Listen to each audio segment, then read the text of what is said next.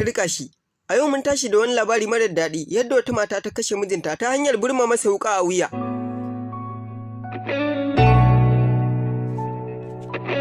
Kamar yadda rahotanni suka same mu, sannan kuma mai magana Datta Asalfi ya wallafa labarin a shafinsa na Instagram kamar haka. Bayanin Datta Asalfi ya fara da cewa ga fuskarta wannan ita ce ta kashe mijinta ta hanyar burma masa wuƙa a wuya.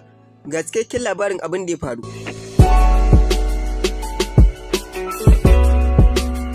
Sunanta Atika, 'yar asalin wani ƙauye ce a ƙaramar hukumar Daura ta jihar Katsina. Suna zaune da mijinta a garin Mararraban, Abuja, jihar Nasarawa. Haihuwarsu 4 da mijinta, amma ɗaya ya rasu daga cikin 'ya'yansu, saura 3 a yanzu.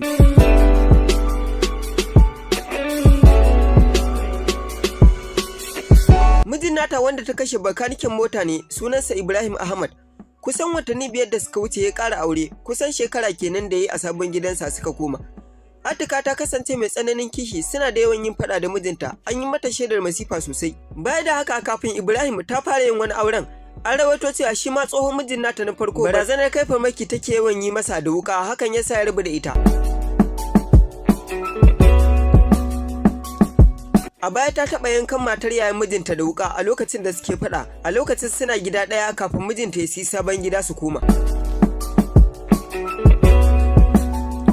Ranar Asabar ɗin da ta gabata misalin karfe 8, Ibrahim ya dawo daga gida kai tsaye wuce ɗakinta domin kai mata golden milk. Shigarsa ke da wuya sai rikici ya barke tsakaninsu. Lamarin da ya kai su ga yanka masa ciko a hannu, har ta fasa hannunsa kuma ta yanka masa cizo a kirjinsa. Shi ne fito da sauri ya nufi wajen ɗaya matar tasa. Ya ce ita ta ɗaure masa hannunsa bayan an ɗaure masa hannun. Sai ya juya baya yana tafiya, ita kuma ta sake fitowa ta zaro wuka ta biyo shi a baya ba tare da ya sani ba, ta burma masa wukar a tsakanin kafadarsa da kuma wuyansa, ta sake cika masa a gefen kirjinsa kusa da hamatarsa.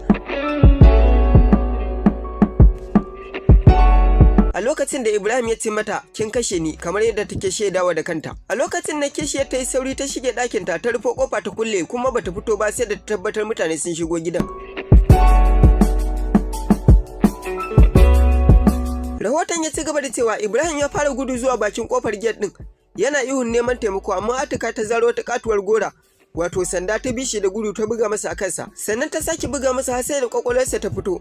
Ya kama kofar gate din da hannunsa, duk jini ga wuyansa yana feshin jini. Daga nan ya faɗi, ita kuma ta fara ihu tana cewa ta shiga uku.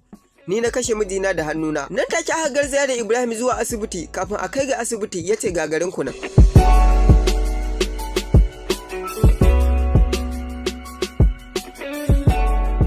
To Allah ya kyauta, kuma Allah shiga tsakanin nagari da mungu.